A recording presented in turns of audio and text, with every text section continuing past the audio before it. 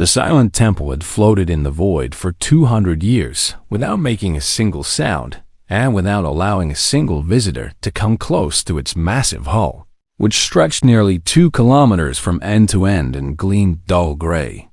Against the backdrop of distant stars, Commander Lisa Grant stood in the observation deck of Forward Base Meridian and watched the temple through the reinforced windows. Her arms crossed over her chest, as she had done countless times during her 3-year assignment to this forgotten corner of human space. The temple never moved, except for its slow orbital path around the barren moon below, and it never transmitted any signals, except for the automated warning that told all approaching vessels to turn back immediately or face defensive action. Lisa had read every file about the temple that the Colonial Defense Council allowed her to access, and yet she still knew almost nothing about what lay inside that ancient structure, or why humanity guarded it so carefully. The files mentioned the resource wars and something called Project Reaper, but most of the details were sealed under classification levels that even regional commanders could not access without special authorization from Earth itself. Commander Grant, a young officer named Kyle Morris, called out from the communications station behind her. "We had a situation developing." Lisa turned away from the window and walked toward the tactical display that dominated the center of the command deck, where holographic projections showed the nearby star systems and all registered vessel movements within scanner range. "What am I looking at, Lieutenant?" she asked while studying the cluster of red markers that had appeared at the edge of their detection grid. Kyle adjusted the display settings and zoomed in on the approaching contacts, his fingers moving quickly across the control interface as more data populated the screen. 12 warships just dropped out of faster-than-light travel at the system boundary, he reported with tension creeping into his voice. "Their transponder codes identify them as Krell Dominion military vessels." Lisa felt her stomach tighten because the Krell were not known for diplomatic visits or peaceful exploration, and their presence here could only mean trouble for everyone involved. "Send them the standard warning transmission," she ordered, while already knowing it would probably be ignored. "Remind them that this is restricted human space, and that the Silent Temple is off-limits to all foreign vessels under treaty law." Kyle worked at his console for several seconds before shaking his head with frustration clearly visible on his face. "They acknowledge receiving our message, but they are not altering course," he said quietly. "Their fleet is maintaining formation and heading directly toward the temple at combat speed."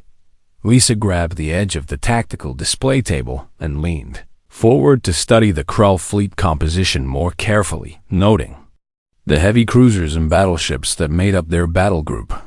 "Get me Admiral Patrick Cross on the secure channel," she commanded while her mind raced through possible responses and protocols.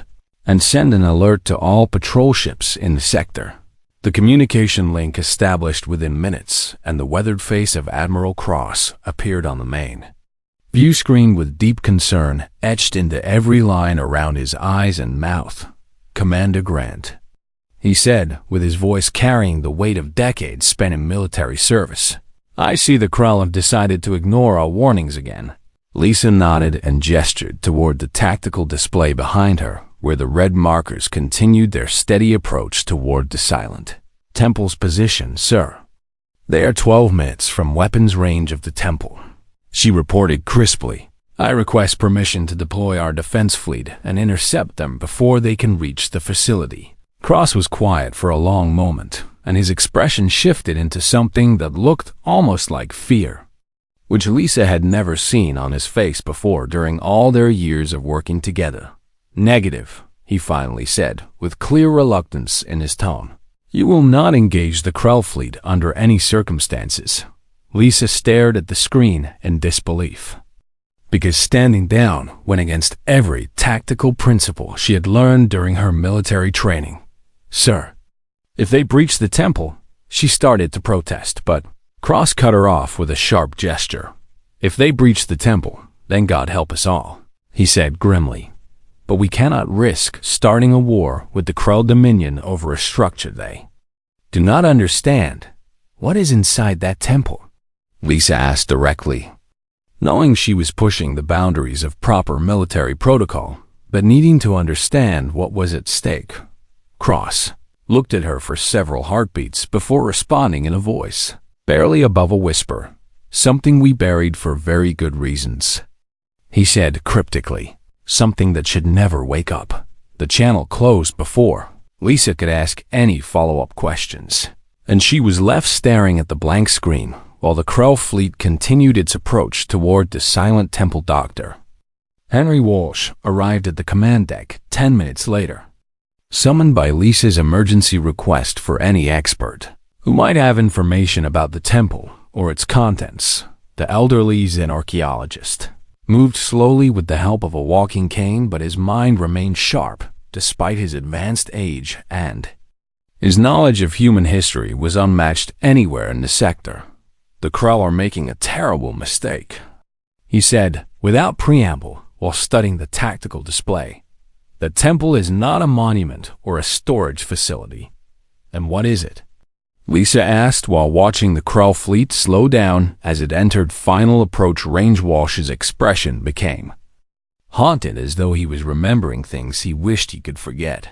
A prison, he said simply, built to contain something humanity created during our darkest hour. On the tactical display, the lead Krell warship moved into position alongside the Silent Temple and deployed cutting beams that began slicing through the ancient hull plating. Liza watched helplessly as breach warnings flashed across multiple screens and automated defense systems activated for the first time in 2 centuries.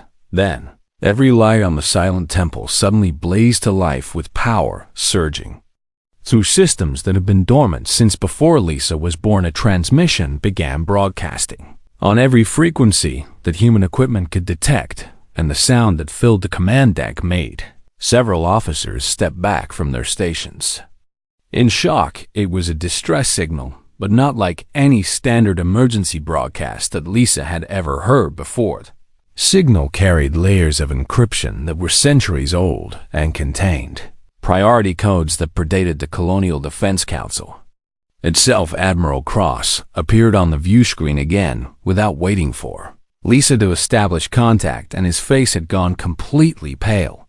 Seal the base, he ordered with barely controlled panic in his voice. Lock down all systems and prepare for emergency evacuation protocols. Sir, what is happening? Lisa demanded while the distress signal continued to echo through the command center. Cross looked directly at her and spoke a single word that sent ice through her veins despite having no context for understanding its significance. Reaper, he said in a voice filled with dread. And then the transmission cut out again, leaving Lisa and her crew alone with a mystery that was about to become a nightmare. Captain Daniel Foster guided his cruiser Defiant toward the Silent Temple, with his tactical officer calling out sensor readings that became more disturbing with each passing minute. All 12 Krell warships are drifting, the tactical officer reported with confusion evident in his voice. No power signatures, no life signs, no distress signals. Daniel had served in the colonial fleet for 20 years and had seen combat against pirates and raiders, but nothing in his experience prepared him for the sight that appeared on his view screen. The Krell battle group floated in formation around the temple like ghost ships, their hulls intact but their crews simply gone. Take us closer to the nearest vessel, Daniel ordered while his crew worked their stations with nervous energy. Prepare a boarding team but maintain maximum defensive readiness. The Defiant moved alongside the Krell flagship and deployed boarding pods that attached to the hull with magnetic seals. Daniel led the team himself because he needed to see with his own eyes what had happened to an entire battle group in less than half an hour. Inside the Krell ship, they found bodies scattered throughout the corridors and command centers, each one killed with brutal efficiency. No weapons discharge, one of his Marines reported after scanning several corpses. These warriors were killed in close combat, Daniel examined the wounds and realized that many of the Krell had been killed with their own weapons or with bare hands that possessed strength far beyond normal human capability. One person did this, he said quietly while his team spread out to search the rest of the ship. One person killed the entire crew. Back at Forward Base Meridian, Commander Lisa Grant received Daniel's report and felt her hands trembling as she forwarded the information to Admiral Cross within hours. The Krell Dominion's response arrived through diplomatic channels, and the message contained no room for negotiation or peaceful resolution. Warlord Daxon declared that humanity had committed an act of war by killing 12 ship crews and demanded immediate surrender of whoever was responsible for the massacre. High Commander Vraxis, supreme leader of all Krell military forces, mobilized 300 warships from across their empire and set course for human space. Lisa watched the fleet markers appear on long-range scanners and knew that humanity faced the largest military threat since the resource wars ended. We need to evacuate the sector, she told Admiral Cross during their emergency conference call. 300 Krell warships will destroy everything within 10 light years of the temple. Cross shook his head with grim determination, replacing the fear that had shown on his face earlier. Evacuation would take weeks, and we do not have that kind of time, he replied while studying tactical projections on his own command screens.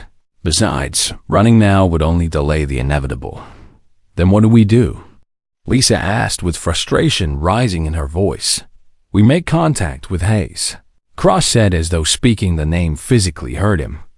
And we pray that he remembers he is human. Inside the Silent Temple, Connor Hayes stood in the facility's central database chamber and accessed files that had been sealed when he entered stasis.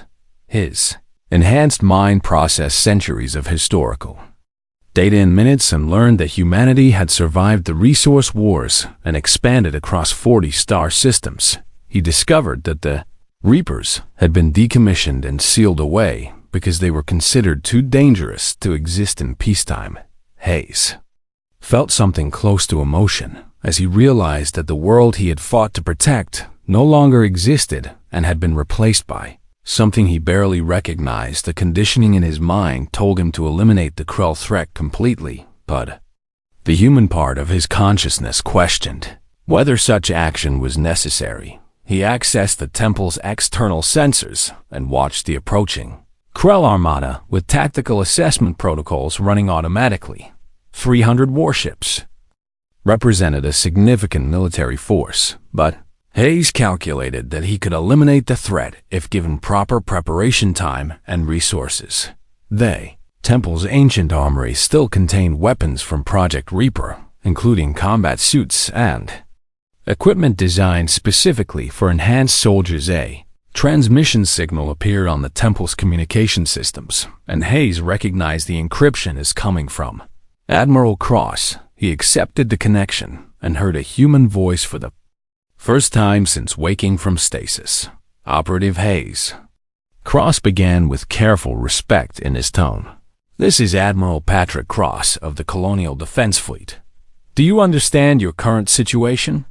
Hayes accessed his vocal systems and spoke for the first time in 200 years. I understand that hostile forces violated this facility and triggered my reactivation protocols, he replied with his voice sounding mechanical after centuries of disuse. I have eliminated the immediate threat. The Krell are sending their entire fleet to destroy the temple and everyone in this sector, Cross explained while choosing his words carefully. We need your help to prevent a war. Hayes processed this request and found it contradictory to the evidence he had reviewed in the database files. You sealed the Reapers because we were too violent, he stated flatly. Now you ask for violence. To prevent violence. Cross was quiet for a moment before responding with honesty that Hayes had not expected. We made mistakes during the resource wars, the Admiral admitted. We created weapons we could not control and used them in ways that still haunt us. But that does not mean we want to repeat those mistakes. Then, what do you want from me? Hayes asked while his tactical systems continued. analyzing the approaching Krell fleet. "I want you to defend this sector without becoming the monster we feared you would become," Cross said with genuine plea in his voice. "Protect humanity, but do not exterminate our enemies." Hayes considered this request and felt the conditioning in his mind, fighting against what remained of his original personality. He had been designed to eliminate threats completely and permanently, but Cross was asking him to use restraint and mercy. "The Krell fleet will arrive in approximately 6 hours." Hayes finally responded. "Tell your people to evacuate beyond weapons range, and I will handle the situation." "How will you handle it?" Cross asked with concern clear in his tone. Hayes looked at the tactical display showing 300 warships and calculated dozens of possible strategies. "I will show the Krell why humanity sealed the Reapers away," he said simply, "and then I will give them a choice." The transmission ended, and Hayes began preparing the temple's defensive systems for what would be the first major combat operation since the Resource Wars. He moved through the armory and selected weapons that had been designed specifically for his enhanced capabilities. The combat suit sealed around his body and interfaced with his neural implants, creating a seamless connection between soldier and equipment. Hayes accessed the temple's external airlocks and stood on the hull looking out at the stars while the Krell Armada approached. His enhanced vision could see the distant flashes of ships dropping out of faster-than-light travel and forming up for their assault. The conditioning told him to kill them all, but the human part of his mind remembered Cross's words about not becoming a monster. Hayes activated his suit's propulsion systems and launched himself into space toward the approaching fleet. Alone against 300 warships, but confident in his capabilities, the Krell detected his approach and sent interceptor squadrons to eliminate what they assumed was a single desperate human making a final stand. They had no idea what was coming for them or how completely their understanding of warfare was about to change. The Krell soldiers moved through the breach in the temple's outer hull with weapons ready and scanning equipment active, searching for whatever treasures or technology the ancient human structure might contain. Commander Xerax led the boarding party personally, because he wanted to be the one who discovered what the humans had been hiding for so long in this isolated corner of space. His armor sensors registered massive power readings from deeper within the facility, but no signs of active defenses or automated guardian systems that might pose a threat to his warriors. The humans build impressive shells, but leave the insides hollow, he transmitted to Warlord Thaxon, who waited aboard the flagship. "There is nothing here worth the diplomatic protest they sent us." The Krell moved deeper into the temple and found corridors lined with ancient technology that hummed with renewed energy after centuries of dormancy. Emergency lighting flickered to life as they passed, and automated systems began running self-diagnostic routines that filled the air with electronic sound. Xerax's scanning equipment detected a large chamber at the center of the structure, and he directed his team toward it with growing anticipation of what they might find there. Meanwhile, on Earth, the Colonial Defense Council convened an emergency session in their secure meeting chamber deep beneath the capital city, where the most sensitive decisions about humanity's future were made. Ambassador Victoria Lang stood before the assembled representatives from 40 human colonies and tried to explain a situation that most of them had never imagined would occur during their lifetimes. "The Krell have breached the Silent Temple," she announced with her voice steady, despite the chaos this news would certainly create. "And they have activated systems that were meant to remain sealed forever." The chamber erupted with questions and demands for clarification, but Victoria raised her hand to silence them because time was running out. 300 years ago, during the Resource Wars, humanity faced extinction. She began while holographic displays showed images from that brutal period of history.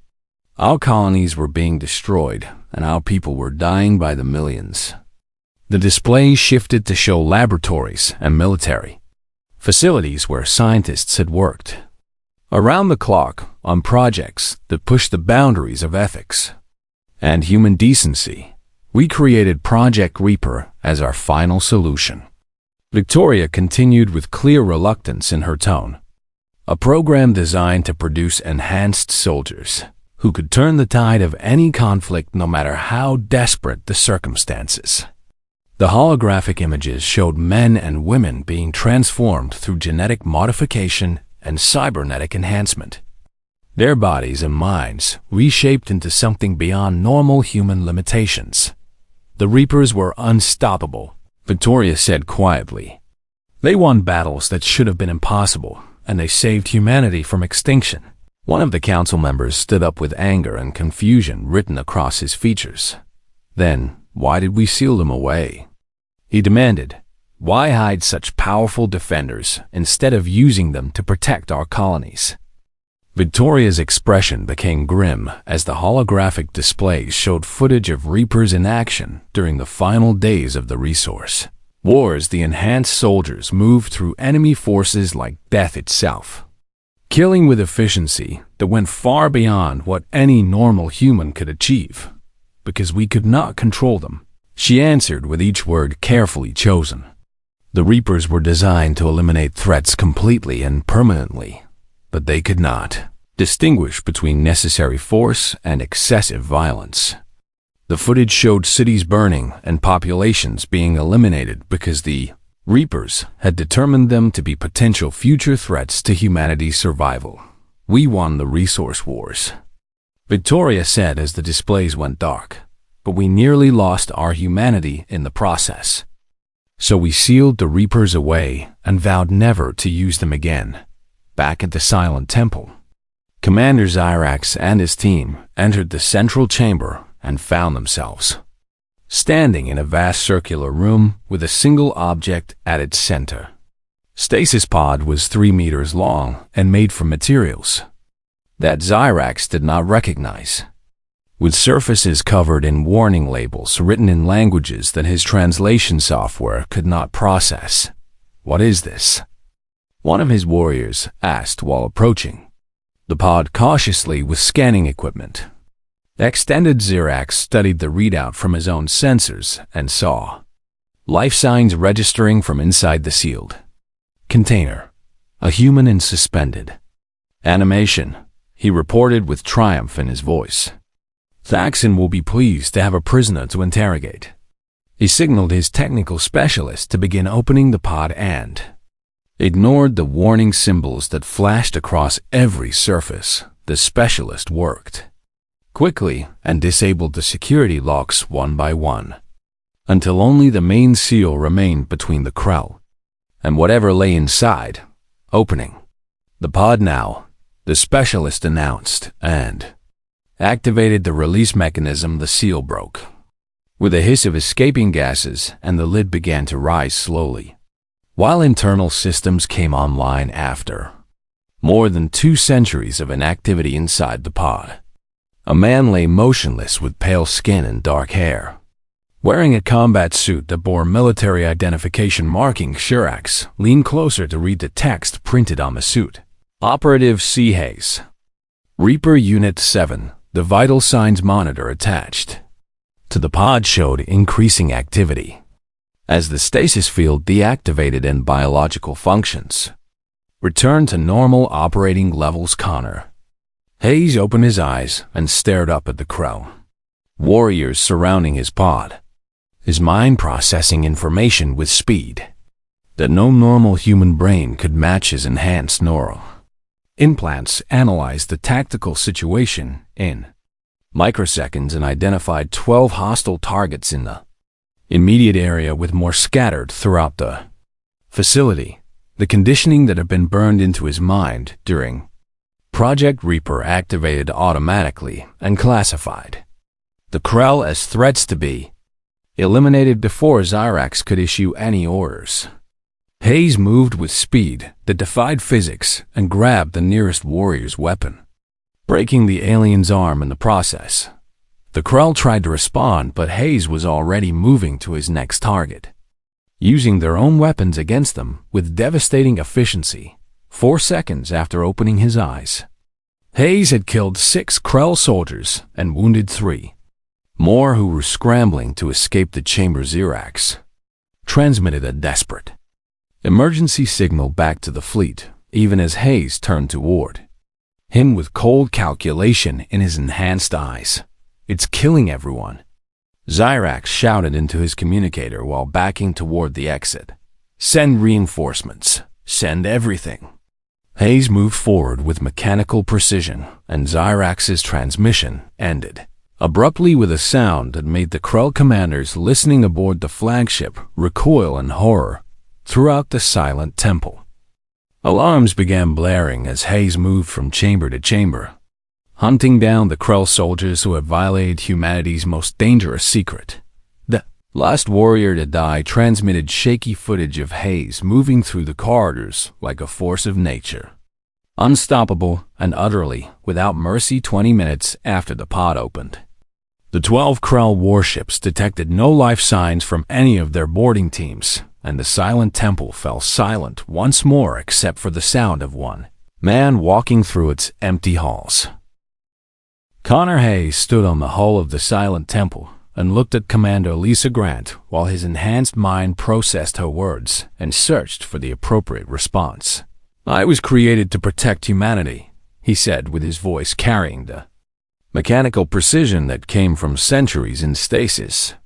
"The Krell violated our most secure facility and triggered protocols that demand their complete elimination."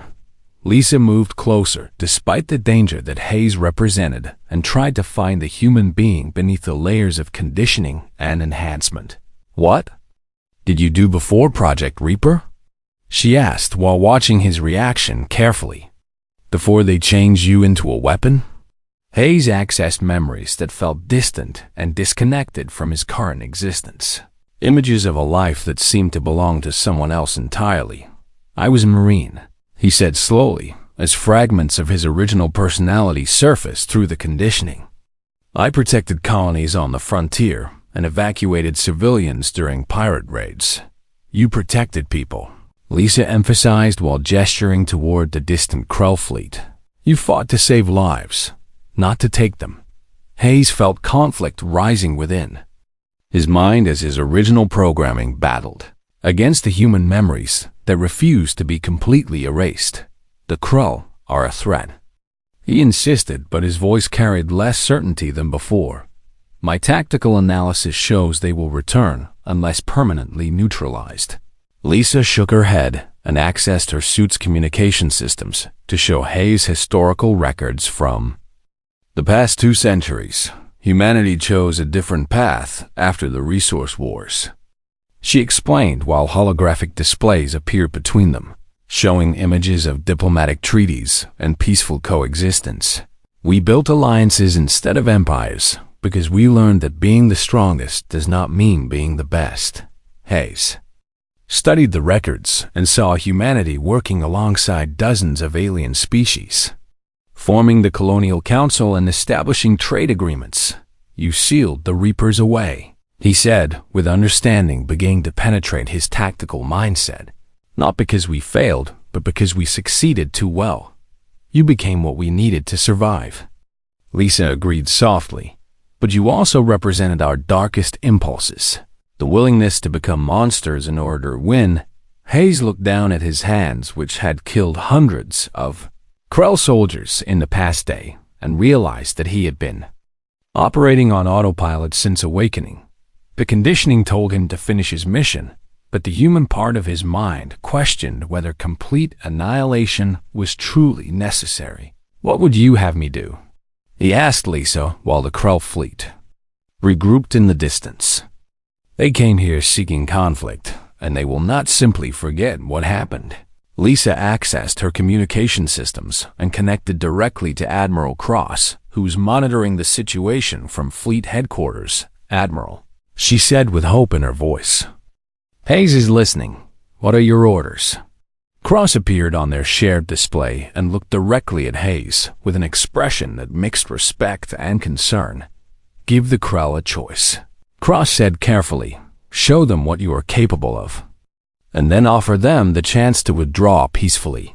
Hayes considered this approach and ran tactical simulations through his enhanced neural systems. "They may refuse," he pointed out while calculating probable responses. "Warlord Thaxon values honor over survival. Then his subordinates will overrule him," Cross replied with confidence born from years of diplomatic experience. "You have already shown them that continuing this fight means extinction." Hayes accessed the temple's communication arrays and began composing a transmission that would reach every ship in the Krell fleet. He included footage from his combat operations, showing exactly how he had eliminated their vessels and their warriors. The message was clear and undeniable. One human soldier had destroyed half their fleet and could finish the job whenever he chose. Then, Hayes added a second component to the transmission, offering the Krell fleet immediate withdrawal without further pursuit or retaliation.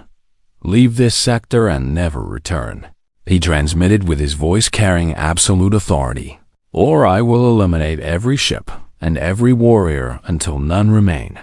Aboard the Krell flagship, Warlord Thaxon watched the transmission and felt rage building in his chest.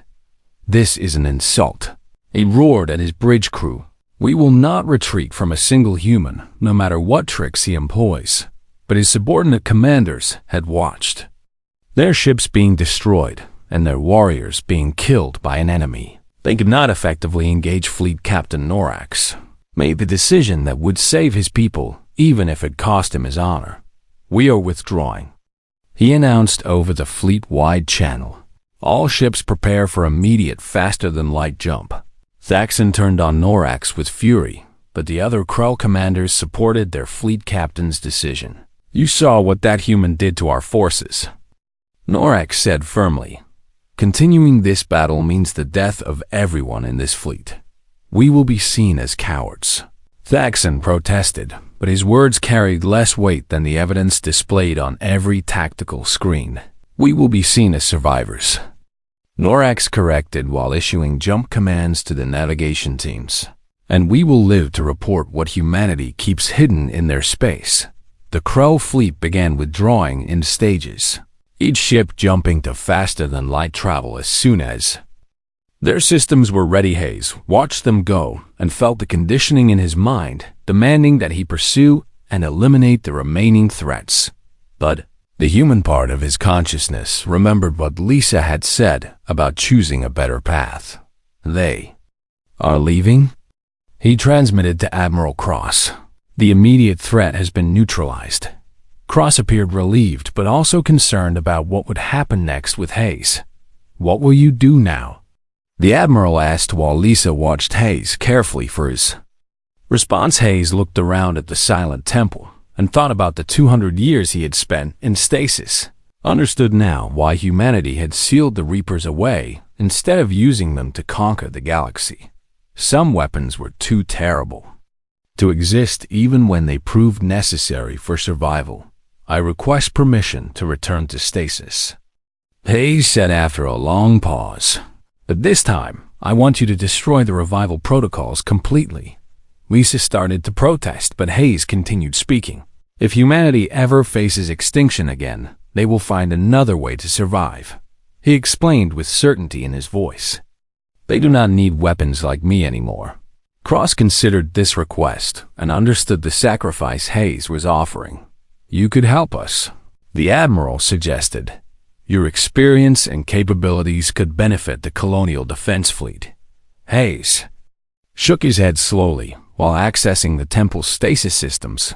"I am a reminder of what humanity was willing to become," he replied. "And that is not something your people need in their daily lives," Admiral Cross authorized Hayes' request and assigned engineering teams to retrofit the temple with new defensive systems and a proper guard fleet. Dr. Henry Walsh recorded a detailed entry in humanity's military archives about the incident, carefully documenting what had occurred when the Krell violated the Silent Temple. The galaxy learned through diplomatic channels that humanity possessed weapons of incredible power but chose not to use them except in the most desperate circumstances. Krell Dominion's military credibility was shattered by their failed assault, and they withdrew from several disputed territories rather than risk another confrontation. Lisa Grant stood in the central chamber of the Silent Temple and watched as Hayes prepared to enter the stasis pod one final time. "Will you dream?" she asked him quietly while the pod systems activated around him. Hayes looked at her, and something close to a smile appeared on his enhanced features. "I do not know," he admitted. "But if I do, I hope I dream of the world I helped create rather than the one I left behind." The pod sealed around him, and the stasis field activated, freezing Hayes in time once more while the temple systems returned to their dormant state. The Silent Temple resumed its vigil over the barren moon, guarding humanity's most dangerous secret with new defenses and watchful cruise commander. Lisa Grant returned to forward base Meridian and filed her report about meeting the weapon that humanity had buried in the darkness. She wrote that Connor Hayes had chosen mercy over vengeance and restraint over destruction, proving that even the most dangerous weapons could remember their humanity. Years later, when new threats emerged and some military leaders suggested awakening the Reapers again, the Colonial Council reviewed the records from the Silent Temple. They remembered that humanity's greatest strength was not the weapons they could create, but the wisdom to know when not to use them.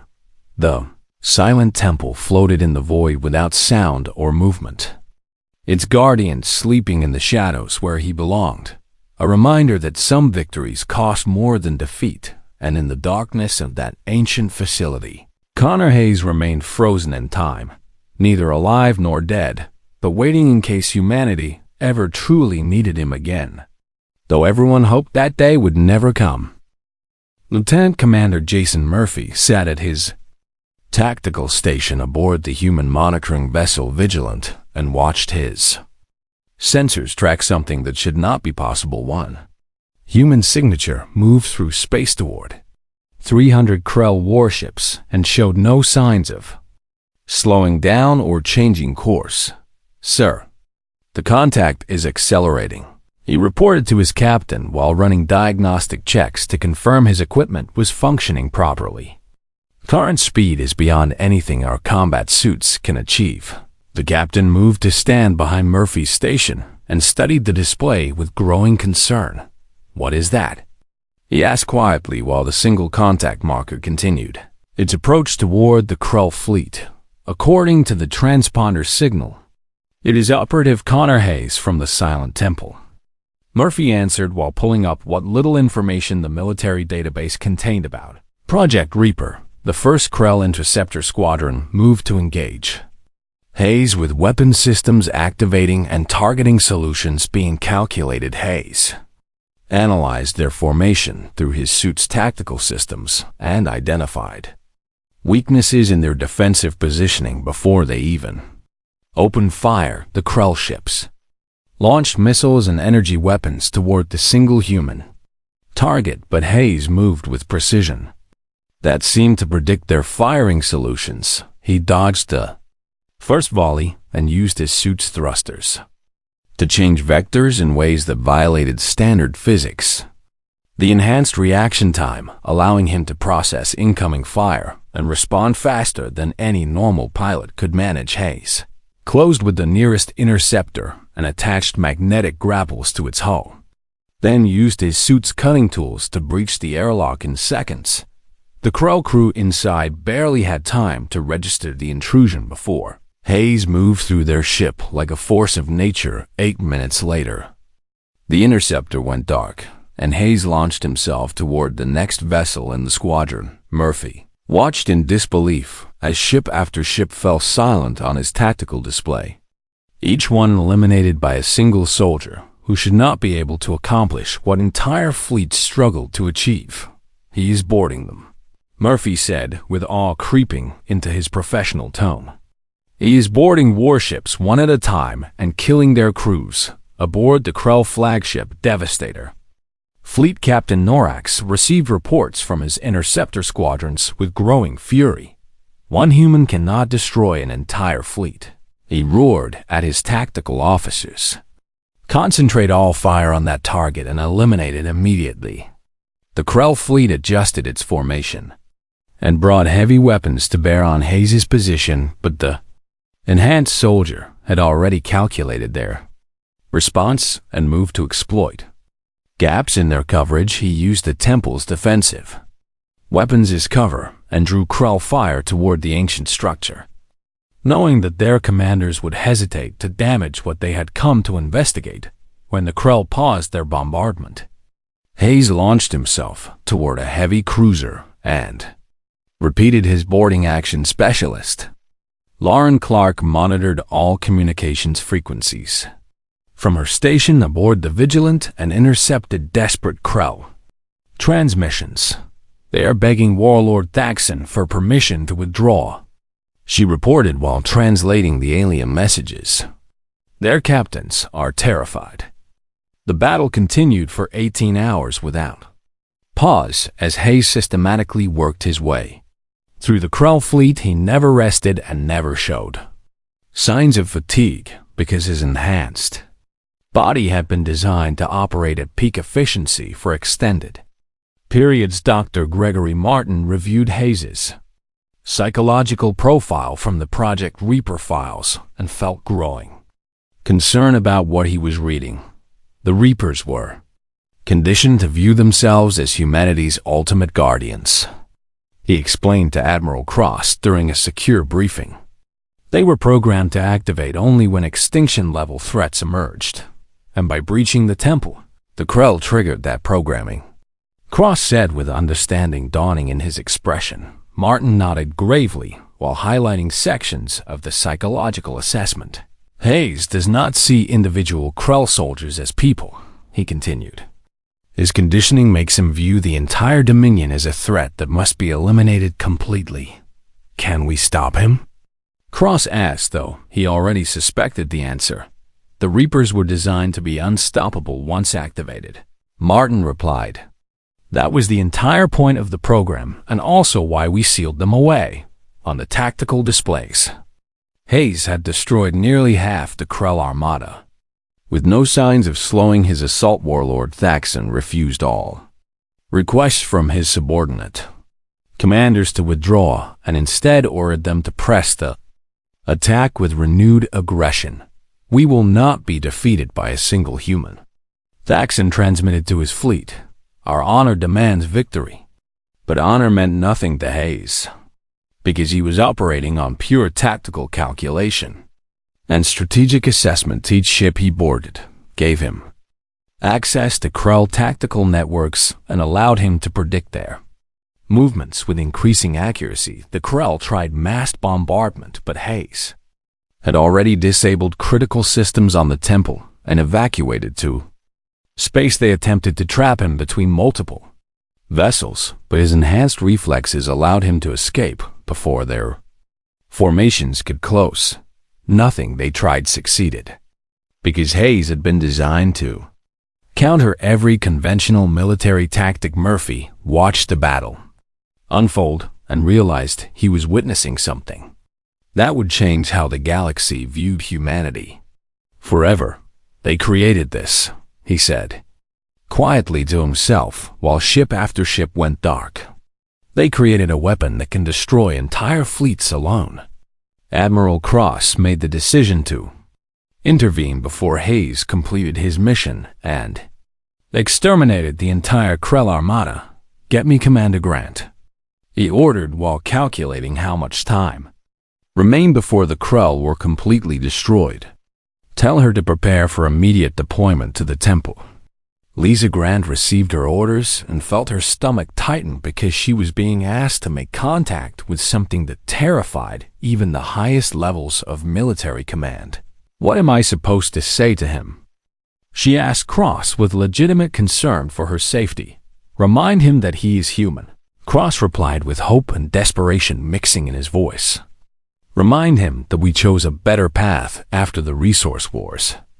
Lisa assembled a small shuttle crew and departed forward base Meridian with authorization to approach the Silent Temple despite the ongoing battle as her shuttle navigated through the debris field of destroyed Krull vessels.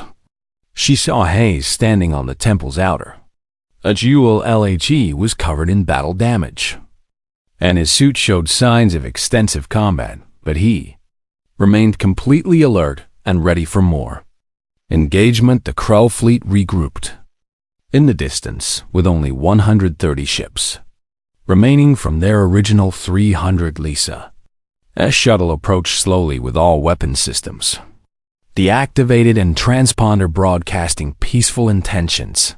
Hayes watched her approach through his tactical displays and calculated that she represented no threat to his mission. The shuttle docked with the temple, and Lisa exited in a pressure suit, moving carefully across the hull toward where Hayes stood motionless. She could see his eyes through the suit's visor, and they looked human, but also something more. Something that had been changed by centuries of stasis and decades of conditioning. Operative Hayes, she said over the suit-to-suit communication channel. My name is Commander Lisa Grant, and I need to talk to you before you finish what you started. Hayes turned to face her fully and analyzed her body language for signs of deception or hostile intent. You want me to stop? He stated rather than asked. But the Krull threat remains active. I want you to remember who you are fighting for, Lisa replied while taking another step closer. And whether this is what humanity needs from you.